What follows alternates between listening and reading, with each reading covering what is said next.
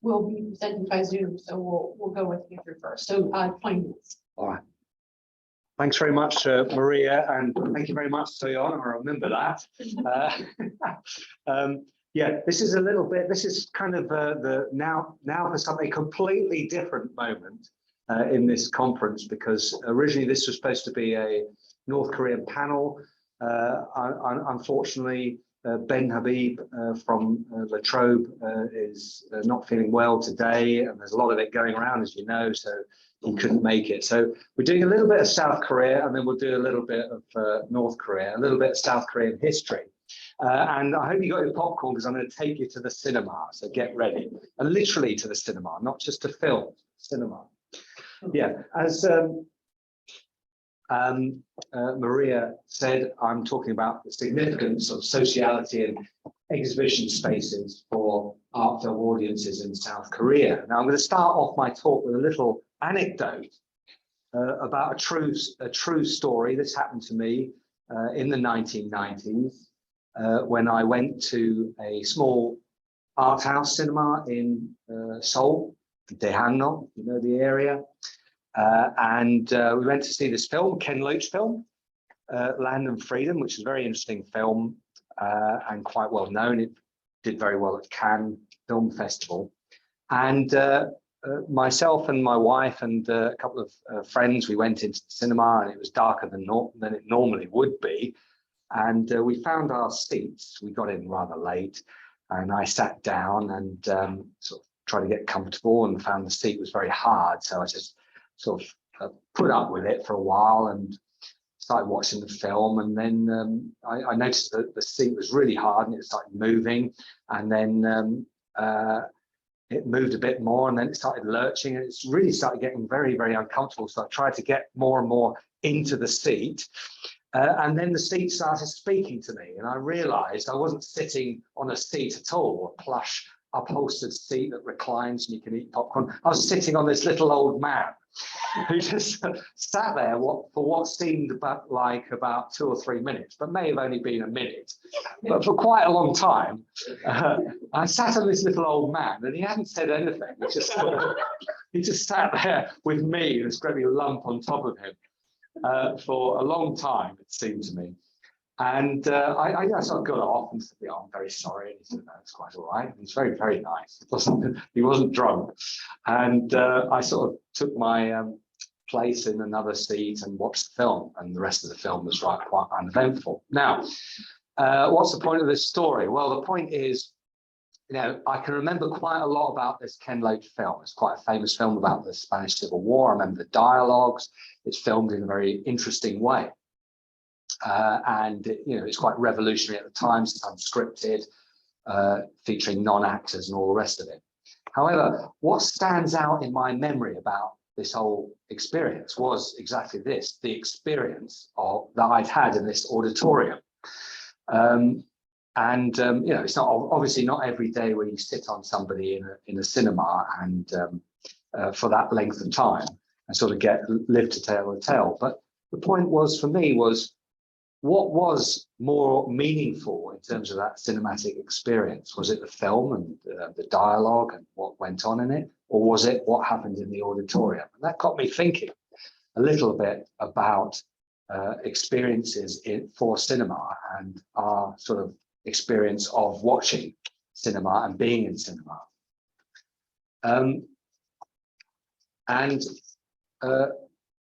You know, is this, and I sort of raised some questions, you know, what is it about going to a cinema, visiting a picture house? What's the rituals that we go through? Sitting in a darkened space, sitting next to other viewers, watching in collaboration with other viewers. And all of this seems very, very secondary to the actual film. But actually, is it more meaningful to audiences? So I started a sort of project which sort of was related to this, which looked at audiences and also exhibition spaces. And this is very, very interesting for me. What's the importance of these exhibition spaces in Korea? But what's important about being an audience in an exhibition space? So that's my interest, and that's where I'm coming from. But there is I'll talk a little bit more about sociality in a minute, but I'll just sort of explain what's the point of this research. Why do it? Why look at audiences? Why look at cinema auditoriums and what we do in them? Just to give you a bit of background, as you probably will be aware, the South Korean film industry over the past 30, 40 years is sort of a model for cinematic success. It's one of the few cinematic industries where audiences for domestic film regularly command more than 50%. Basically, 50% of all tickets sold for films in South Korea go to domestically produced South Korean films. Now, how much would you say, how many Australian films have you seen this year, for example, in comparison?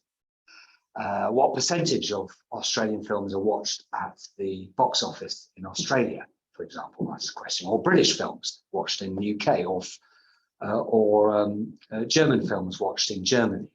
I don't know the answers to those questions, but I imagine it would be a fraction of this number. Now, in South Korea, the figures are 50%. Actually, over the COVID-19 period, it dropped to 30%, which is the first time it got so low in over 30 years. But regularly, domestic films attract 50%. 50% of all tickets sold are for domestically produced films, sometimes as many as 60%. So it's a phenomenal sort of performance, and it's a phenomenally performing industry, in which most people go to see, or half the population goes, or half the tickets sold go to domestically produced films. But it's also a large number of people go to the cinema on a regular basis. So this is amazing, really, if you think about it. And this is why lots of countries around the world, if they want to investigate, how to improve their cinematic industry, they turn first to South Korea to see what do they do right. Now, I'm not going to go into what they do right, but I will say historically, as a historian, looking back at the 1990s especially, it wasn't always this way. For example, in 1993, barely 16% of all films viewed at, or all tickets sold at box offices in South Korea were for Korean-made films. The rest were for foreign-made films. So it went from 16% to 50%, sometimes 60%. The question is how? Now, previous research, and there's been lots of research on this subject, as you might imagine, it's a big issue.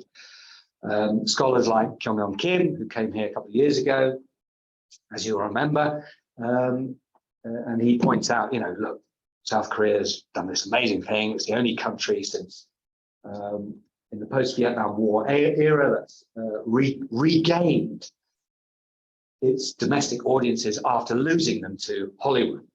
And that's a very interesting sort of polemical sort of thing to say, typical of what Julian Kim would say. But most research like his has focused on texts, on films and filmmakers, quite rightly so. There's lots of famous filmmakers, as you can identify this film and probably this director here, Park Chan-wook, Bong Joon-ho. These are all sort of very, very well known, very skillful, very well respected filmmakers. And most sort of scholarly texts have looked at how can we explain the turnaround? Well, let's look at what's actually been produced, the films themselves. Another sort of focus of investigation has been sort of the commercial model in South Korea, especially multiplexes, the rise of multiplexes, mass bookings, and also the business model that's been offered in South Korea.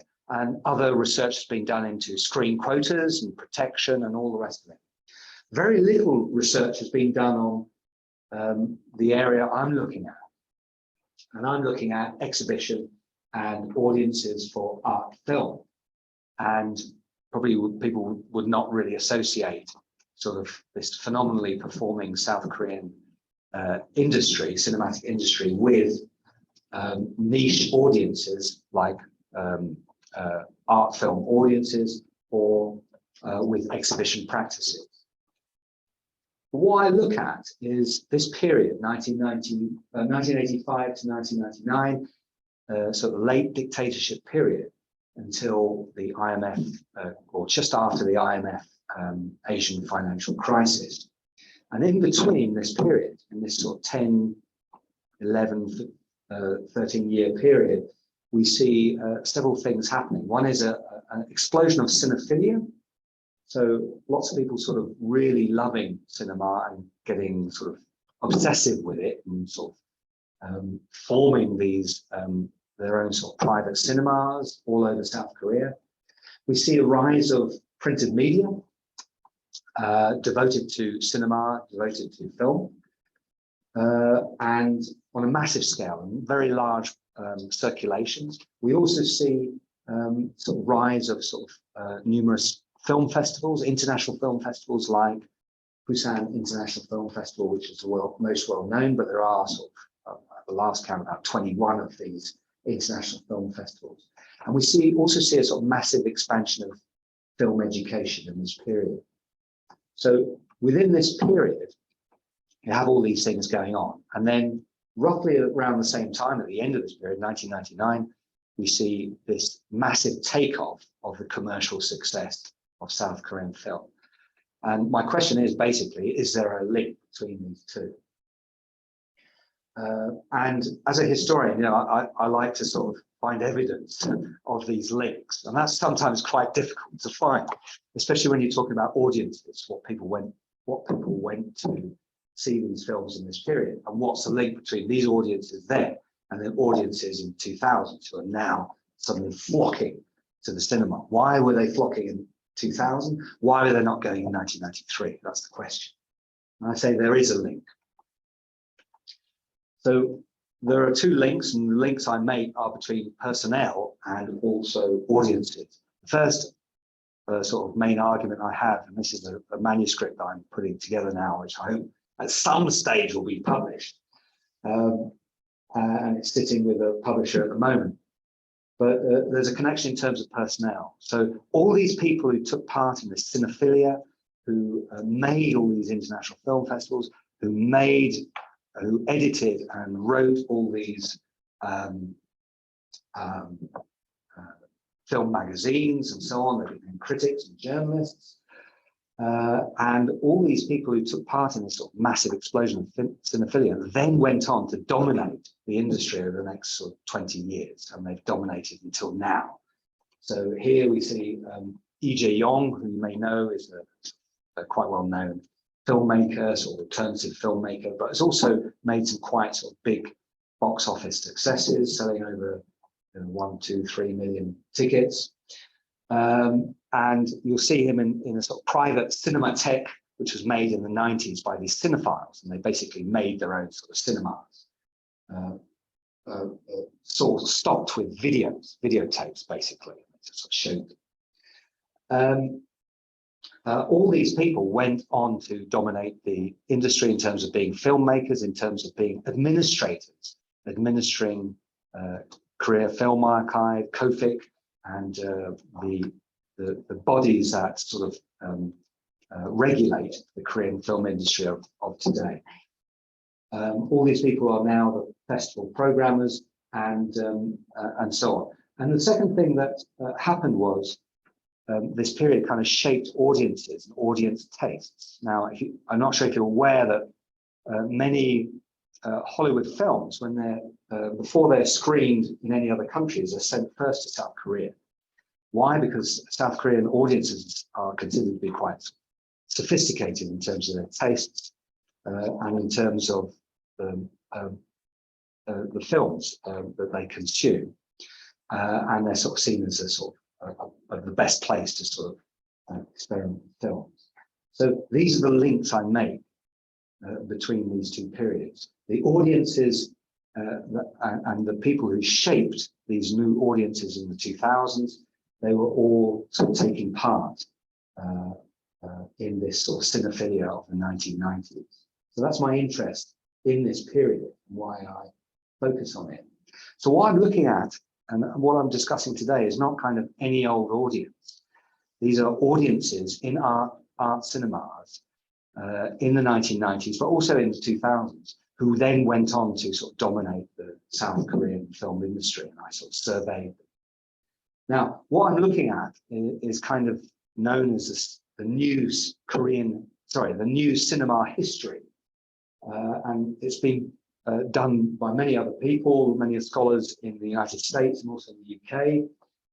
To name a few, Robert C. Allen, for example, he looked at African-American audiences in the Deep South in the 1930s and saw what kind of films they were looking at, but also what this told us about society at that period in these areas. Annette Kuhn did a sort of groundbreaking study of why people went to the cinema in the 1930s. And what she found out was, people, loved the films, but it was also the sociality and the rituals associated with going to the cinema that they really loved. So there are all these studies which look into the sociality of film going. What I look at in my study is these areas, these audiences and the people going to these cinemas in the 1990s. I look at sort of early art houses. I look at videotheques, which I showed you earlier on. And I ask questions like, who went to these cinemas? Who took part in the cinephilia? Who are these audiences? And what happened to them there? What transformed them? And how do we get where we are now with South Korean cinema? What kept them coming back for more? And I carried out surveys. I did interviews at the height of COVID, and I interviewed sort of critics and administrators and scholars, and also I tried to get hold of a few filmmakers as well. That's quite challenging. And I asked them, what led you to go to these art house cinemas in this period? And also, why are you still going to these places now? And what I found out sort of surprised me, because I thought they would say stuff like, well, I really love these films, so I went to the cinema, but they didn't. They said, well, actually, I really liked what was going on in the auditoriums. I loved being amongst other people who shared the sort of same interests as me, who watched these movies in this sort of in this certain way, and had this respect for film and also for each other. Now, if you have been to South Korea and gone to a cinema, you probably find it's quite, it's just like going to cinema anyway. But if you went to a cinema in South Korea in the 1990s, it was very different from now. South Korean cinemas usually they're more or less like roll-on, roll-off ferries. As soon as the sort of the last action of the film stopped, the lights would go on, and there'd be someone standing above you, waiting for you to get out of your seat. In the emergency exits and the aisles, they would just lay out chairs during busy screenings to get more people in. So if there'd been a fire, everyone would have died, obviously, because you couldn't get out of the cinema. There's stuff like this went on. It was an amazing experience. And people just talked. It wasn't just your mobile phone going off like I did earlier. It was people just talked throughout films. It was very interesting and very, very sort of different experience back then. It's not like that now. It's very different now. But what you see here from some of these audiences is a very different sort of experience of cinema, and very different sort of reaction to it. And this is sort of one part of my research, which is the sociality of cinema experience. And I use theories by a scholar called Julian Ha, who analyzes motivations for cinema spectatorship. And he looks at different viewing modes in auditoriums. We intention, a joint attention and joint action. So we intention is a view to film jointly instead of alone. Joint attention is of cinema viewers refers to the shared goal of focusing on a movie, and the joint action is the ability of individual spectators to attune their behavior to other viewers and their focus on the film. So what I noticed amongst these this sort of these responses from these surveys and interviews from Korean art house attendees in the 1990s and going up to today was a very intense kind of we intention, joint attention and joint action in auditoriums. There's a real focused sort of concentration of art house spectators, which was related to a kind of solidarity between them. That was much more important than the actual film, what they're watching themselves. Now, why does this all come about? Well, I argue that a lot of these people, these same people who took part in this cinephilia, were actually sort of part of this generation of student activists.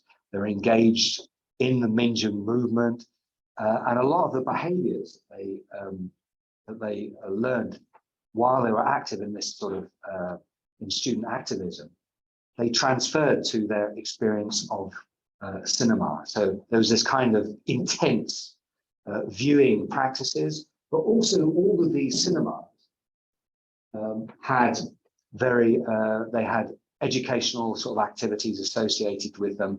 There were sort of empty building activities and all this stuff going on.